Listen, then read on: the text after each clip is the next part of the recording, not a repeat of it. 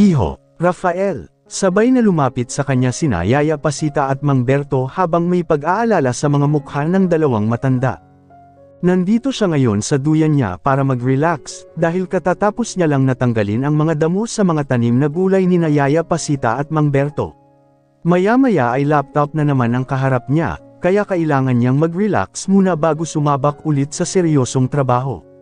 Pero, sa nakikita niya sa dalawa, mukhang mauudlot ang pagre-relax niya. Iho, nawawala si Chichay. Nag-aalalang balita sa kanya ni Mang Berto. Kanina pa namin siya hinahanap pero hindi namin siya makita. Kapag nawawala ang babaeng yun, laging siya ang tinatanong ng dalawang ta. Ano bang malay niya? Hindi naman siya bodyguard ni Chichay para malaman niya kung saan nagsususuot ang babaeng yun. May ginawa ka ba sa kanya? Inis na tanong ng yaya niya sa kanya na akala mo talaga anak nito si Chichay. Tinatanong kita, ano, may ginawa ka ba sa batang yun? Kapag nawawala, may ginawa agad yaya. Parang hindi mo kilala si Chichay ah. Masanay ka na sa pag-alis-alis noon dahil hindi naman bago yun. Saan nagpunta ang batang yun? Gumising ako ng alauna kanina pero wala na siya sa kama niya. Wala rin po akong alam dahil hindi naman sa akin nagpapalam ang babaeng yun yaya, sagot niya. Akala mo naman batang paslit ang nawawala. Maya-maya uuwi na rin yun kaya wag po kayong masyadong mag-alala. Diyos ko, hindi namin siya pwedeng pabayaan dahil baka mapaano siya. Kinakabahan na sabi ng yaya niya. Hindi pwedeng manahimik na lang ako rito. Ilang beses nang umaalis ang babaeng yun pero nakakabalik naman. Marumi nga lang. Tamad niyang pinagmasdan ng yaya niya at kalaunan ay napaismid siya. Edi isa-isahin mo ang mga bahay sa labas para hanapin siya. Sabihin mo, may nakawala ka mong baliw para mabilis mo siyang mahanap. Nako, nasaan na naman kaya ang batang yun? Para itong pusa na hindi mati. Kapag nawawala ako, hindi kayo ganyan mag-alala para sa akin, pero pagdating kay Chichay, parang hindi kayo kubo dahil nakakatakbo kayo sa sobrang pag-aalala nyo sa kanya. Ibang klase ka talaga, kulang na lang lumipad ka sa sobrang pag-aalala eh. Rafael, malaki ang pagkakaiba nyo. Ikaw matalino ka kaya alam kung kayang-kaya mo ang sarili mo hindi kagaya niya na mabibilang mo lang ang nalalaman. Isa pa, naglalakad siya ng tulog. Pasita, hindi kaya nandoon siya ngayon sa bahay ni Aling Purita. Kapag mga ganitong araw, di ba nagpupunta siya roon? Ano naman ang gagawin niya roon Mang Berto? Tanong niya. Abay naglalabas siya roon paminsan-minsan, sagot nito sa kanya. May pinag-iipunan daw kasi siya kaya doble-doble ang ginagawa niyang pagsisikap. Si Aling Purita ay halos kalapit lang nila ng bahay. Kilala ito sa pagiging masama ang ugali kaya nagtataka siya kung bakit nagagawi roon si Chichay. Ano daw po bang pinag-iipunan niya? Gusto niya raw kasing ibili ng itak ang tatang niya. Akala ko ba wala na siyang mga magulang? Wala na nga, ang yaya niya ang sumagot. Yung itak na bibilhin niya, ilalagay niya raw sa puntod ng tatang niya. 15 taon na raw siyang nag-iipon pero hanggang ngayon ay wala pa rin siyang naiipon dahil lagi siyang nananakawan. Simple lang ang pangarap niya pero hindi niya matupad-tupad kaya naaawa ako. Bakit? Anong klaseng itak ba ang bibilhin niya? Ginto ba? Diamante? At saka, bakit kailangan niya pang magregalo ng itak sa tatang niya, kung nasa kabilang buhay naman na pala? Ang daming pwedeng iregalo, itak pa talaga. Anong ginagawa niya sa sweldo niya? Ikaw lang naman ang kasama niya sa kwarto kaya paanong nawawala ang mga inipon niya? Dinadala niya kasi ang pera niya sa tuwing umaalis siya kaya nawawala. Sira ulo ka, mukha bang nanakawan ko siya? Sabihin mo, sindihan niya na lang ng kandila ang tatang niya tapos ipagdasal niya. Ay pangako na rin niya na babaguhin niya ang sarili niya. Sira ulo siya, yung itak na ilalagay niya sa puntod ng tatang niya, ninakawin lang yun doon. Nag-iisip ba siya, ba't parang sa akin ka nagagalit? Tanong ng yaya niya, anong magagawa ko kung isa yun sa mga pangarap niya? May magagawa ka yaya, aniya. Malaki ang magagawa mo sa ampon mo kung marunong ka lang. Ba't hindi mo subukan ipa-enroll yan sa kinder? Tapos na yata siya sa kinder iho, singit ni Mang Berto. Edi grade 1 na. Nako, baka hindi niya kayanin ang mga simpleng lesson iho, saad ni Mang Berto. Nag-aalala ako na baka doon siya magkalat. Nakakaawa naman kapag inapi siya roon. Mamaya tuksuhin pa siya roon na balbulan na pero wala pa rin siyang alam. Ang hirap niya kasi talagang turuan eh. Sa totoo lang, sinukuan ko na siya dahil ang laki ng ibinaba ng dugo ko dahil puyat ako lagi sa kanya, pero kahit kaunti wala man lang siyang natutunan. Umayaw na ako dahil kapag nagpatuloy pa ako ay baka magkita na kami ni San Pedro, dagdag pa nito. Ngayon niya lang napansin na medyo bumaba nga ang timbang ni Mang Berto. Simula talaga nang mapadpad si Chichay dito sa bahay niya, ay nadagdagan na ang sakit ang dalawang matanda na kaharap niya. Yaya Pasita, bakit hindi ikaw ang magturo kay Chichay? Ha? Bakit ako? Bakit nga ba? Nakakalimutan niyo yatang cargo niyo sa yaya. Nako, ipinasa niya nga sa akin si Chichay dahil pakiramdam daw niya aatakihin na siya sa puso, pahayag ni Mang Berto habang masama ang tingin nito sa yaya niya. Lahat ng problema niya kay Chichay ay sa akin niya ipinapasa kaya ang nangyayari ay parang ako na tuloy ang aatakihin. Pambihira. Makaipon lang talaga ako, magbabakasyon ako ng 1 taon sa probinsya namin para makapag-relax ako. Yan ang sinasabi ko sa inyo, may nalalaman pa kayong cargo nyo si Chichay tapos hindi nyo naman pala kaya, paninisi niya sa dalawang matanda. O ngayon, anong gagawin nyo ngayon? Biruin nyo, alauna pa siya nawawala. Aswang yata talaga ang babaeng inampun nyo eh. Hindi ko pa siya nahuling lumipad kaya hindi ko masasabing aswang siya, katwiran ng yaya niya. Malabong maging aswang ang batang yun dahil matako yun sa bawang. Sige, ipagtanggol mo pa yaya. Ipagtanggol mo pa, kapag nagkaproblema sa labas yan, hahayaan lang kita. Iho si Chichay nandyan na. Wika ni Mang Berto sabay turo sa babaeng humahanggos papunta sa gawin nila, habang may karga-karga itong baboy. Naku po, kinidnap niya yata yung alagang baboy ni Aling Purita. What the hell? Nanlalaki ang mga mata niya habang nakamasid kay Chichay habang karga-karga nito ang baboy na may busel sa bibig. Para itong kidnapper sa hitsura nito. Ang kaibahan lang, hindi bata ang kinuha nito kundi baboy. Tiyak na may dahilan ng lahat kaya niya kinuha yan, bali walang sabi ng magaling niyang yaya sa tabi niya. Lahat ng nangyayari dito sa mundo ay may dahilan at naniniwala ako roon. Mang Berto, Aling Pasita, Senyorito, may ulam na po tayo. Masaya nitong balita habang papalapit sa gawin nila. Ang ngipin at mata na lang nito ang nakikita niyang maputi, dahil ang buo nitong katawan ay puno ng putik na halatang nakipaghabulan ito sa baboy. Pang-1 buwan na po nating ulam ta. Sa sobrang higpit ng pagkakahawak ni Chichay sa baboy ay talaga namang halos hindi makapalag ang baboy. Hindi rin makasigaw dahil nga may busel. Ano bang iniisip ng babaeng ta? Diyos ko naman. Sa lahat ng hinarap niyang kaso, hindi siya nahirapan pero pagdating kay Chichay, pakiramdam niya ay may 100 kaso ang nakasampa sa kanya na kailangan niyang harapin, sa loob lang ng 1 araw. Mariosep, kawawa ang baboy, hindek na sigaw ni Mang Berto. Bitiwan mo na yan hiha. Ang lakas naman yata ng aswang na ta. Anang isang bahagi ng isip niya. Kahit marumi ang buo nitong katawan ay hindi siya rito naaawa kundi sa baboy na may busel at walang kapalag-palag. Nang mapatingin sa kanya ang baboy ay para bang humihingi ito ng saklolo sa kanya. Animoy sinasabi ng mga mata nito na kunin niya ito sa mga kamay ni Chichay dahil gusto pa nitong mabuhay. Hiha, saan galing yan? Mahinahon na tanong ni Mang Berto kay Chichay nang makalapit ito sa kanila. Sino ang nagbigay sa iyo niyan? Paimpol siyang siniko ni Mang Berto nung hindi agad sumagot si Chichay. Malakas ang kutob ko na ninakaw niya lang yan iho. Patay tayo dyan, may mga CCTV camera pa naman sa labas. Nako, may dadami tayo nito, baka mamaya isipin ng mga pulis na inutusan natin yan, kapag tinanong yan lalo pat walang alam si Chichay sa mga bagay-bagay. Mariosep, aatakihin yata ako ng hika ko ngayon ah. Hoy, babae, saan at kaninong kulungan mo yan kinuha? Masungit niyang tanong. Doon lang po, saan doon? Dyan lang po senyorito. Doon at dyan.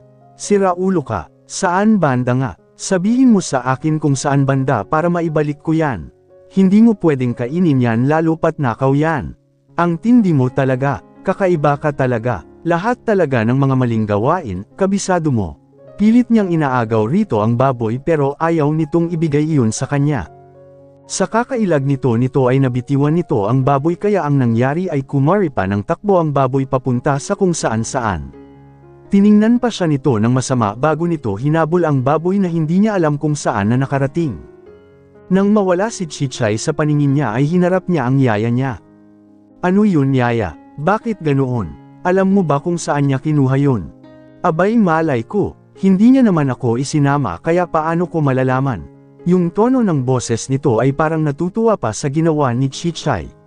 Naghanap buhay na nga yung tao tapos galit ka pa.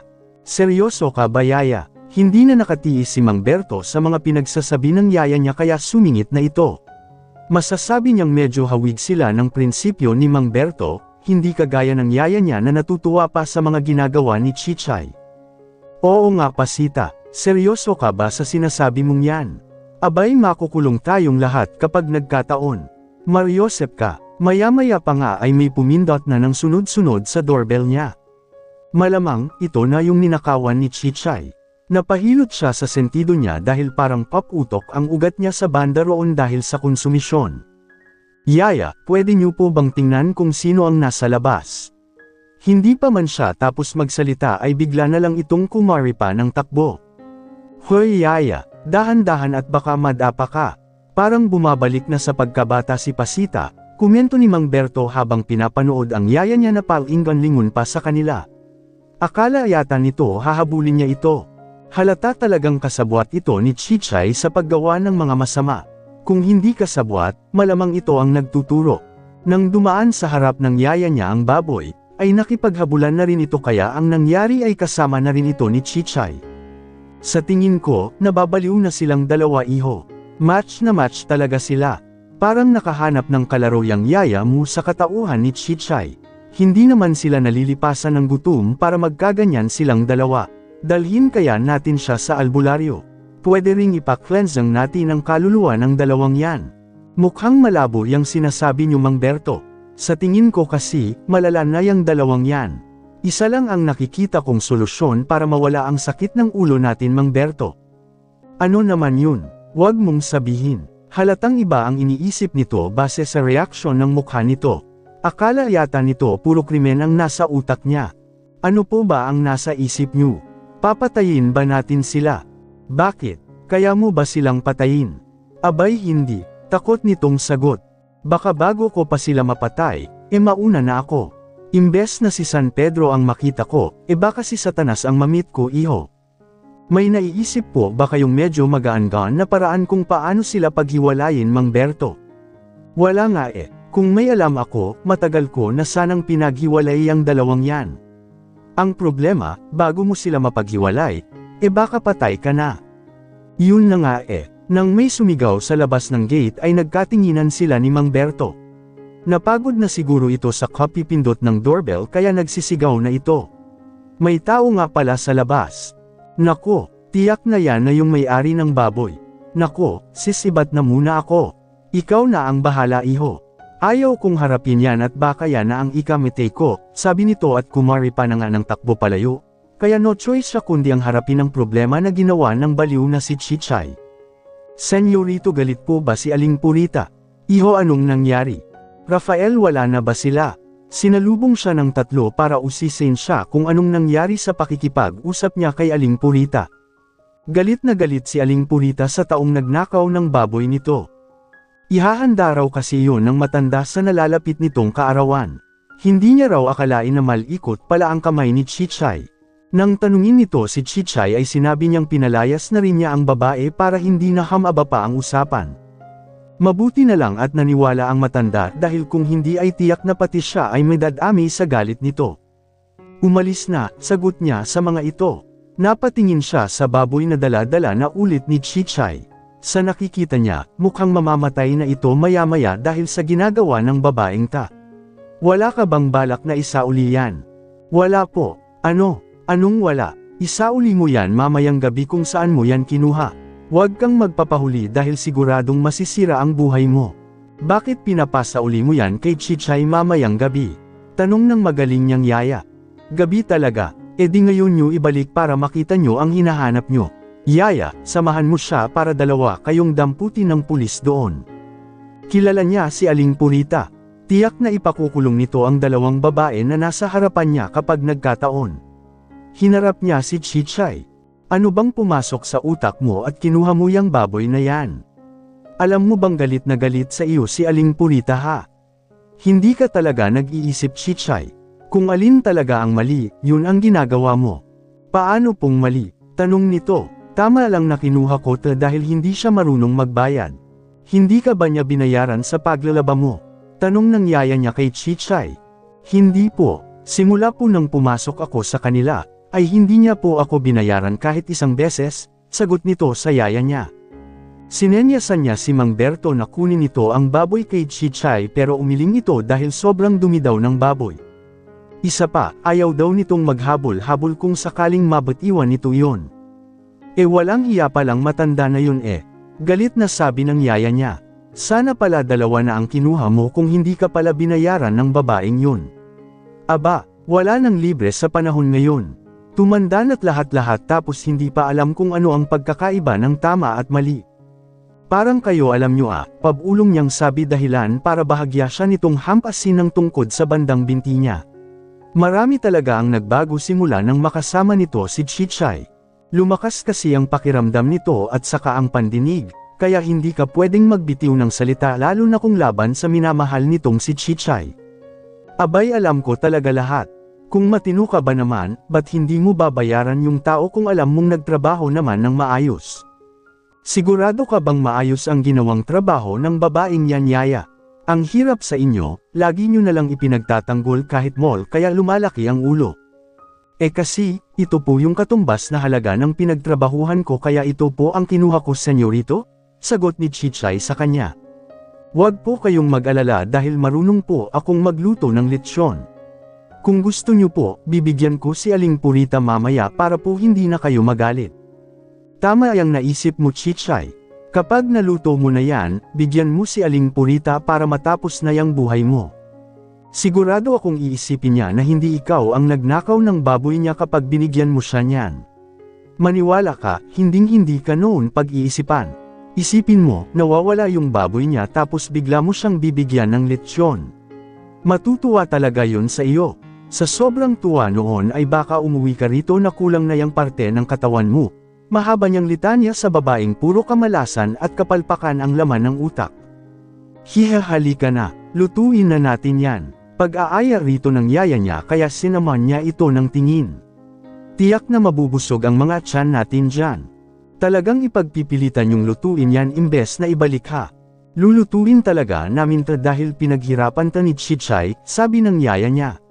Dapat kasi nagbabayad sila para hindi sila kinakarma. Niyakag na nito si Chichay papunta sa likod ng bahay niya. Marahil ay doon kakatayin ng dalawa ang kawawang baboy. Iho, wag ka nang pumalag. Hayaan mo na lang silang dalawa. Sabi ko nga sa iyo, may tama ang utak ng mga yan kaya lagi silang tama, bulong ni Mang Berto habang nakatingin sa dalawang babae na papalayo na. Hayaan na lang natin kung saan sila masaya, iho. Ngayon ko lang napagtanto na malakas pala talaga ang sapi ng mga babae kumpara sa mga lalaki. Tinapik-tapik nito ang likod niya. Huwag kang mag-alala dahil tutulungan kitang matuklasan kung ano ang mga bagay na itinatago ni Chichay, nang sa ganoon ay mapaghiwalay natin silang dalawa. Hindi na kasi talaga tama tong mga nangyayari Malapit na rin akong mabaliw sa dalawang yan Teka, gusto mo bang uminom, iho? Bakit gusto niyong uminom? May problema po ba kayo? Simula kasi nung dumating si Chichay, naging sagana ako sa problema. Hindi lang yun dahil naging active din ang mga sakit ko. Ba't gusto nyo pa pong uminom? Para makatulog ako ng mahimbing, iho. Ganoon po ba? Tumango ang matanda. May alam ka bang lugar na hindi alam ni Napasita at Chichay? Marami po. Mabuti naman. Pwede bang lumayo muna tayo sa dalawang yan kahit isang linggo lang?